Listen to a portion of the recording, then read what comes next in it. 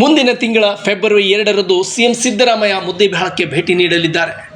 ಈ ಹಿನ್ನೆಲೆಯಲ್ಲಿ ಸಿಎಂ ಸಿದ್ದರಾಮಯ್ಯ ಆಗಮನಕ್ಕೆ ನಗರದಲ್ಲಿ ಭರ್ಪೂರ್ ಸಿದ್ಧತೆಗಳು ನಡೆದಿವೆ.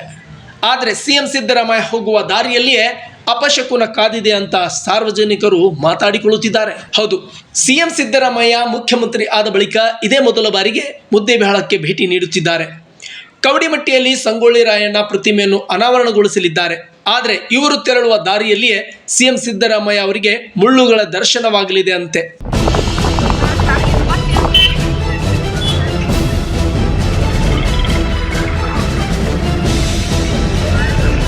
ಸಿಎಂ ಸಿದ್ದರಾಮಯ್ಯ ಅವರು ತಹಶೀಲ್ದಾರ್ ಕಚೇರಿಯಲ್ಲಿ ಕಾರ್ಯಕ್ರಮವನ್ನು ಮುಗಿಸಿ ಕವಡಿಮಟ್ಟಿಯಲ್ಲಿರುವ ಸಂಗೊಳ್ಳಿ ರಾಯಣ್ಣ ಮೂರ್ತಿ ಉದ್ಘಾಟನೆಗೆ ತೆರಳಲಿದ್ದಾರೆ. ನಗರದ ಬನಶಂಕರಿ ಮಹಬೂಬ್ ನಗರ್ ಮೂಲಕವೇ ಅವರು ಕವಡಿಮಟ್ಟಿಗೆ ಹೋಗಬೇಕಾಗಿದೆ.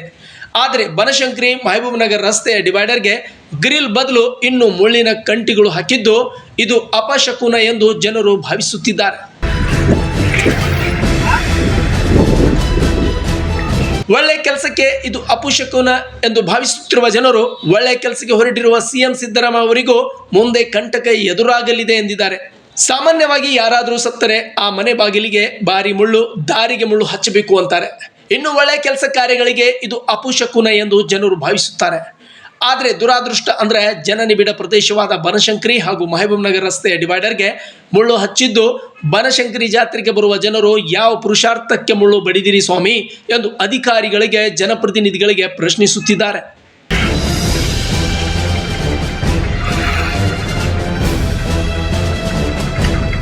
ಇನ್ನು ಬನಶಂಕರಿ ಮಹಬೂಬ್ ನಗರ್ ಮೂಲಕ ಹಾದು ಹೋಗುವ ನಾಲ್ತೋಡ್ ರಸ್ತೆಗೆ ಈಗಾಗಲೇ ಟೆಂಡರ್ ಕೂಡ ಪಾಸ್ ಆಗಿದೆ. ಡಿವೈಡರ್ಗೆ ಗ್ರಿಲ್ ಅಳವಡಿಕೆಗೂ ಅನುದಾನ ಪಾಸ್ ಆಗಿದೆ.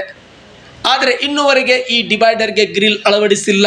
ಜೊತೆಗೆ ಮುಳ್ಳಿನ ಕಂಟಿಗಳನ್ನು ಹಚ್ಚಿದ್ದು ದಾರಿ ಹೋಗರಿಗೆ, ವಾಹನ ಸವಾರರಿಗೆ ತೊಂದರೆ ಉಂಟು ಆಗುತ್ತಿದೆ. ಹೀಗಾಗಿ ಇದರ ಕುರಿತು ಅಧಿಕಾರಿಗಳು ತನಿಖೆ ನಡೆಸಿ ತಪ್ಪಿತಸ್ಥರ ವಿರುದ್ಧ ಕ್ರಮ ಕೈಗೊಳ್ಳಬೇಕೆಂದು ಜನರು ಆಗ್ರಹಿಸಿದ್ದಾರೆ.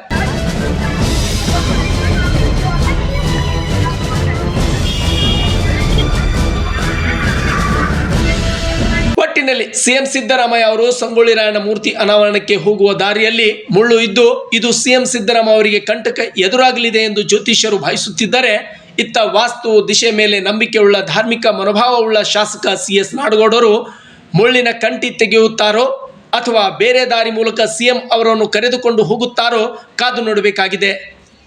Suraj Risaldar, news desk, Tsunami TV, Muddebihal.